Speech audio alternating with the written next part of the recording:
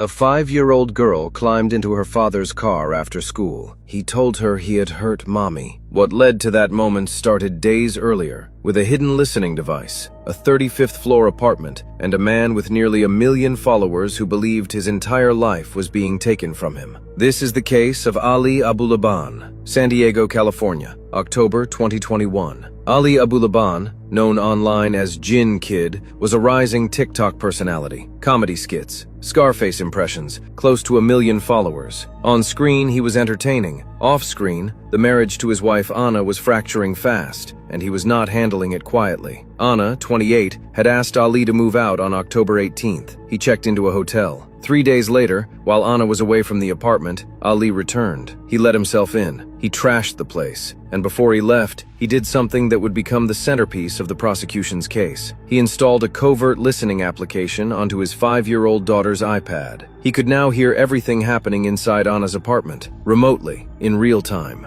Anna had a documented history of trying to distance herself from him. She had filed a police report in September after Ali pushed her, their daughter present during the incident. She had applied for a restraining order. She had texted him directly in the hours before October 21st, with words the prosecution later read aloud in court. "I want you out of my life." Ali was listening through the iPad when he heard it. Not the text, something else. A man's voice, laughter, his wife and another man talking and giggling inside what had been their shared home. He left immediately. Security footage captured what happened next. Cameras inside the Spire San Diego, a high-rise residential building in the East Village neighborhood, recorded Ali Abulaban exiting an elevator on the 35th floor at just before 3 p.m. He was not walking, he was running. He reached Anna's apartment and entered. Inside, Anna and her friend Rayburn Cadenas Barron, 29, were together on the sofa. Ali was armed. Rayburn Barron was struck 3 times, in the neck, the cheek, and the back of the head. Anna was struck once, in the forehead. Neither of them survived. Ali left the apartment, exited the building, and drove to his daughter's school. He picked her up. He still had the loaded weapon in the vehicle. At some point during that drive, he told his 5-year-old daughter that he had hurt mommy. He also called his mother and confessed to her over the phone. Approximately 45 minutes later, law enforcement apprehended him. His daughter was in the car. She was taken into protective care. A judge later issued an order barring Ali from any contact with her. At arraignment, Ali pleaded not guilty to 2 counts of the unlawful taking of a life. The not guilty plea did not last as a coherent defense strategy. By the time the case went to trial, Abulaban took the stand and did not deny what he had done. "I'm attacking and I can't stop. I just snapped. My weapon was in my hand and next thing I'm attacking." He admitted on the stand to substance abuse. He admitted to previously striking Anna. He admitted to the surveillance. He admitted to everything, and still maintained that the circumstances justified something short of the maximum sentence. The jury disagreed. In May 2024, Ali Abulaban was convicted on both counts of first-degree homicide. Sentencing came on September 6,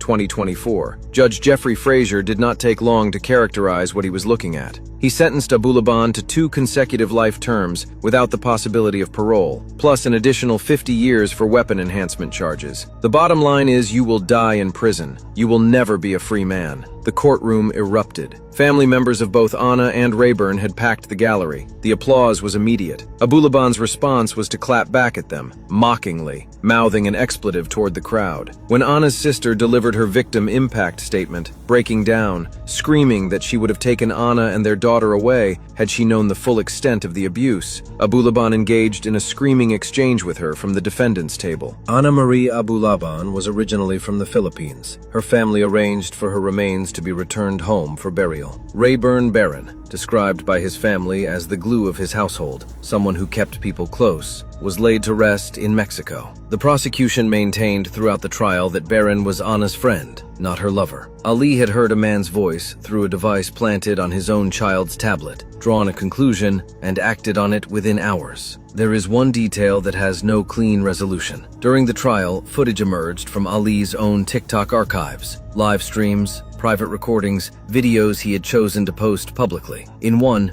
filmed before the events of October 2021, he stands over Anna as she sits silently on the couch. He speaks into the camera directly to his followers. "Don't get married, guys. I threw my whole life away for her." His followers responded with support. One comment told him law enforcement might be on their way and advised him to stay quiet. He had close to 1 million people watching, and he documented everything: the abuse, the arguments, the deterioration, across months of content that his audience treated as entertainment. Whether any of those followers, watching him perform Scarface in one video and tower over his wife in the next, ever considered what they were actually seeing, that question has never been answered.